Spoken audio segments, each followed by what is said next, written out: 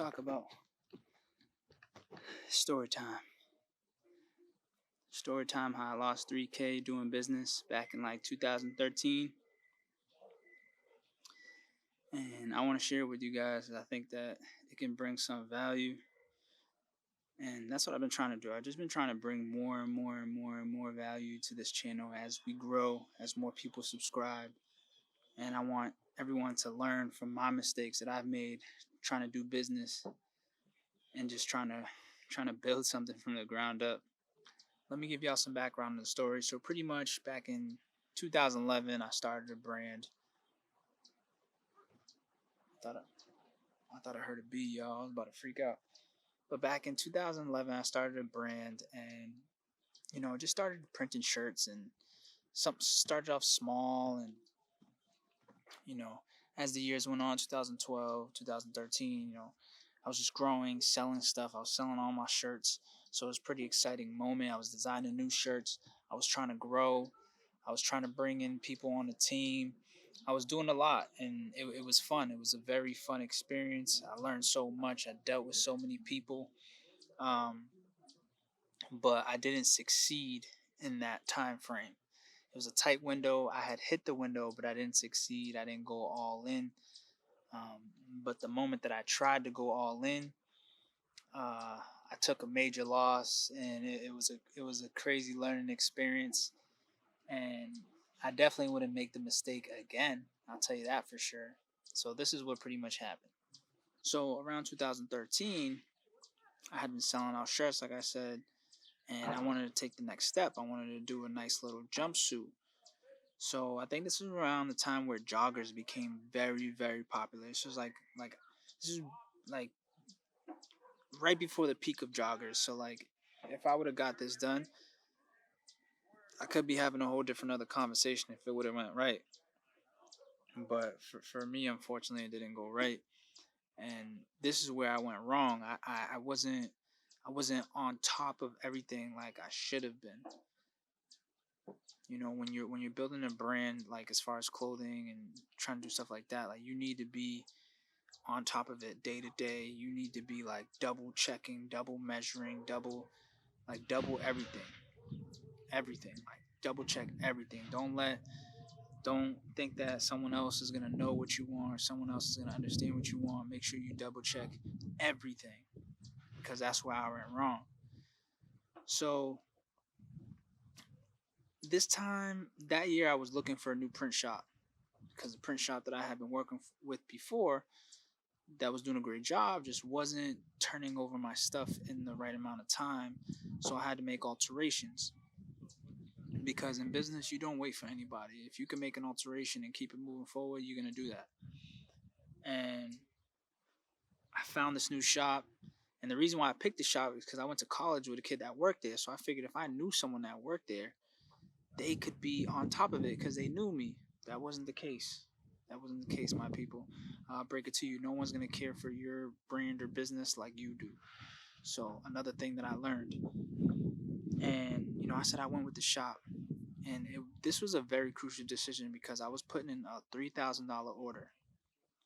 It was a matching jumpsuit. Joggers with the sweatshirt, I think they call it. No hood, just a sweatshirt, long sleeve. Stitching, printing. It was it was my biggest order ever that I had ever put in, and I was very confident in it because I had been selling everything out before that. And then, I showed the dude what I wanted. I did a digital version, so you could clearly see that there were joggers in the digital version. The dude was fairly young; he wasn't like older, so pretty sure he understood. The kid that I went to college with also worked there. He's pretty good at the job. Pretty sure they understood what I wanted. And I specifically said joggers. Sent them the template. They said, yes, we could do it. They said, we might have to make some alterations. Can't go close to the edge. I said, okay, do whatever alterations you need to do. This is what I want. I want like 50. It was like 50. I think it was like 50 or 60 tops and bottoms. Comes out to like 100 pieces altogether. And I I gave the deposit. and I thought everything was good. And come to find out, when I showed up to pick everything up, this was the day like I was supposed to be super excited. I show up, I show up, and he gives me a box full of sweatpants. I almost lost it. I almost lost my mind because the stuff was already printed. It's not like it was just one sweatpants. 50 pieces on just regular. Funny, as we do in this video, I actually have one of the sweatpants on now. I actually ended up cutting it into shorts because it's not what I originally wanted. I'm trying to show y'all the design. So pretty much these were supposed to be trying to these are supposed to be sweatpants, and I cut them into shorts. And on the joggers, I'm slipping. I didn't know what to do, so I said, "Damn, what am I gonna do?" I cut some of them, I sold some of them, but I took a huge loss, man. And I ain't gonna lie, that loss scared me. I never wanted to print another thing ever again. I never wanted to sell merch ever again after that because I was so devastated.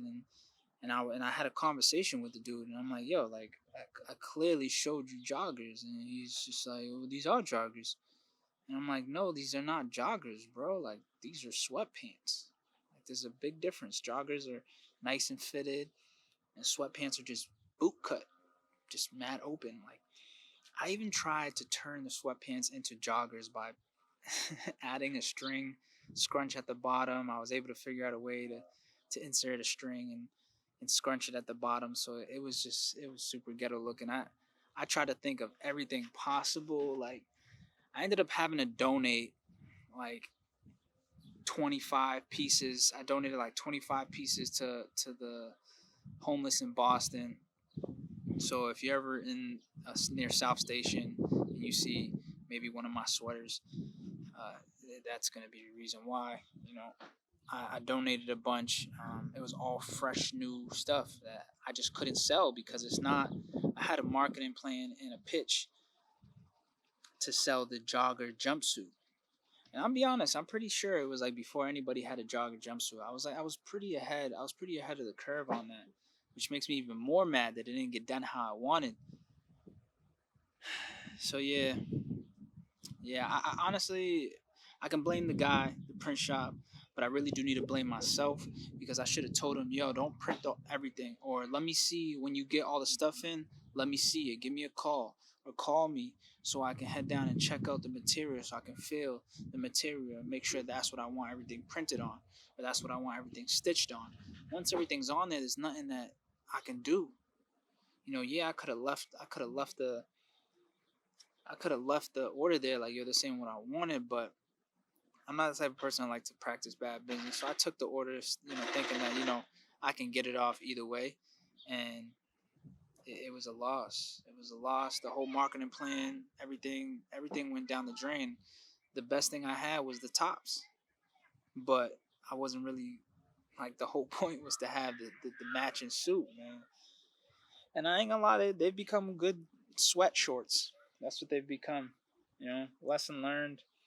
Just be on top of your stuff. Make sure you fully explain and go above and beyond to make sure you're on top of everything that you're doing. And this goes with anything that you're producing. Just make sure you're on top of it. If you have to subcontract some of the work to produce something, make sure you are on people's ass, because you got to remember, man, everybody's a human, and some people are just doing a job. They don't care that you're trying to come up with this thing to change your life. They're just doing their job.